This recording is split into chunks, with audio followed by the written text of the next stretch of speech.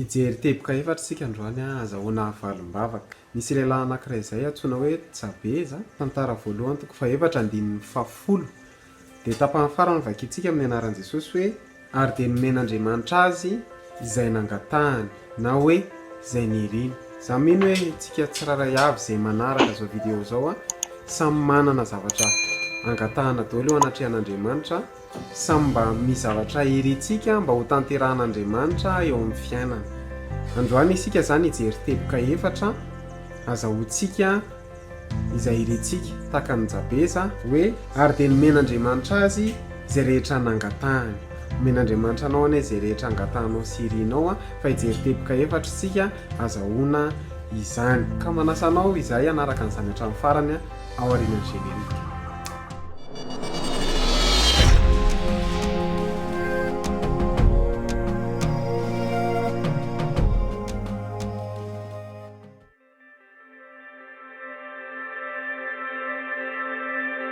Dia efa haly miarabantsika indray tonga soa anatin'ity video vaovao ity mino fa salama tsara ianao na rindram-pamonjena ara-kotonirina ny anarako an'izay mbola tsy mahafantatra dia manasa anao anaraka an'ity video ity hatramin'ny farany. Ary dia nomen'Andriamanitra azy izay nangatahany na hoe izay niriny.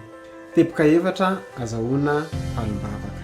Nojerentsika voalohany tantara voalohany toko faha-efatra, tantara voalohany toko faha-efatra ny andininy fahafolo. Vako toy izao amin'ny anaran'i Jesosy. Ary Jabeza ny antsoan'Andriamanitra Israely hoe enganie ka ho tahinao tokoa.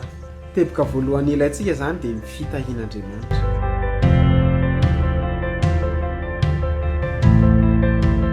Jabeza zany dia laza hoe raha tena omenao fitahiana tokoa mba tahio ny fiainam-panahiko.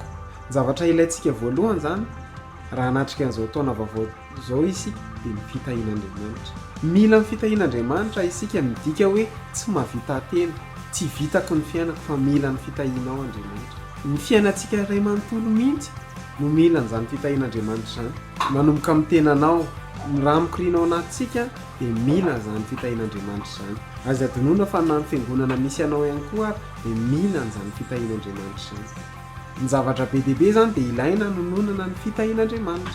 Ny faharoa ka ho alalanao ny faritany.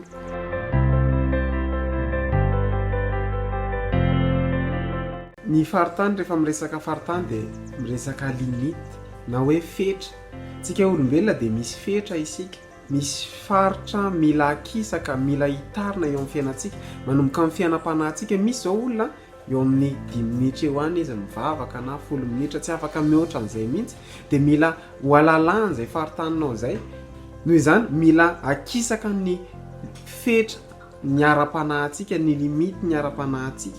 Misy zavatra efa nazatra antsika fa raha tsy izany dia lasa routine, lasa mandeha ho azy ilay fiarahana amin'Andriamanitra, lasa fahazarana sisa. Ina ihany koa ny fetra mila ho alalana ao an-tokantrano. Misy tokantrano vola voafetra ihany miditra ao an-tokantrano hoe tsy maintsy izao isam-bolana ihany, tsy mihoatra an'io mihitsy ny vola miditra ao amin'ilay tokantrano anankiray isam-bolana. Dia izany fetra zany mila ho alalana izany fetra zany. Ary Andriamanitra no manakisaka an'izany limite zany, Andriamanitra no manakisaka an'izany fetra zany. Fahatelo, ho amiko ny tananao.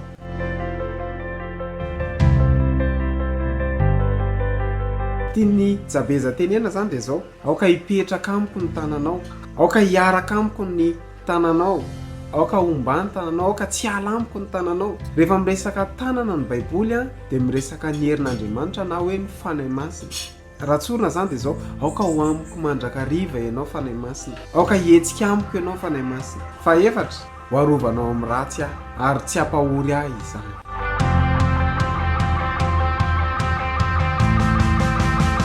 Inona ny faharatsiana voalohany? Ny faharatsiana voalohany dia ny fanalavirana an'Andriamanitra. Ny faharatsiana zany dia zao rehefa tsy tsara dia ratsy ny anaran'izay. Rehefa ny olona anankiray manomboka tsy tia mivavaka, tsy tia mifandray amin'ny tompontsony dia misy faharatsiana tonga eo amin'ny fiainana. Mampahory zany hoe ny olona anankiray zany lasa manalavitra an'Andriamanitra. Ka ny fiainana tsy tia mivavaka, malaina mivavaka dia miantso fampahoriana amin'ny fiainan'olona anankiray zany. Eo akaikin'Andriamanitra ny mahatsara. Davida ny teny an'izay. Zany hoe ny maharatsy ny fiainantsika zany ny manalavitra an'Andriamanitra. Ka na omena vola eraky ny trano ary rehefa lavitra an'Andriamanitra ny fiainantsika dia maharatsy ny fiainantsika zany.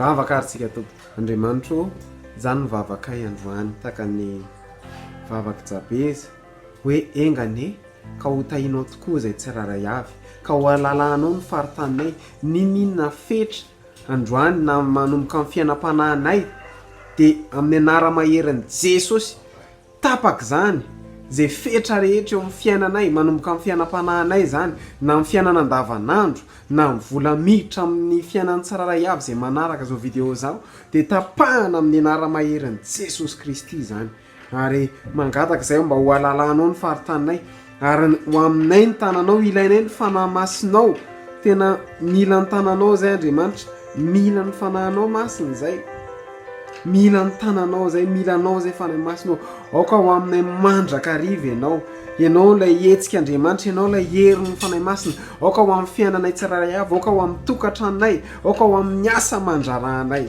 ianao ilay sonian'Andriamanitra dia milanao izay fanahy masina ary aoka ho arovanao amin'ny ratsy izahay ary tsy hampahory anay izany dia omenao anay ane izay iriny ny fonay amin'ny anaran'i Jesosy Kristy Tompo amen. Ireo teboka efatra ireo zany izay vavaka nataony Jabeza no ilayntsika amin'ny fiainantsika. Voalohany engane ka ho tahinao faharoa ho alalanao ny faritanako zany hoe oravan'Andriamanitra ny tamboho ny fefy rehetra ary fahatelo ho arovanao amin'ny ratsy ary ny fahaefatra ka tsy hampahory azany dia omen'Andriamanitra anao ane izay ireny fonao misaotra anao nanaraka izao video izao hatramin'ny farany manome fotoana anao amin'ny herinan'ito izao indray mino fa nafinaritra anao video raha nafinaritra anao video dia aza misalasala like micommente mipartage dia raha mbola tsy abonné anao dia manasa anao hiabonné amin'ny page zao hello mato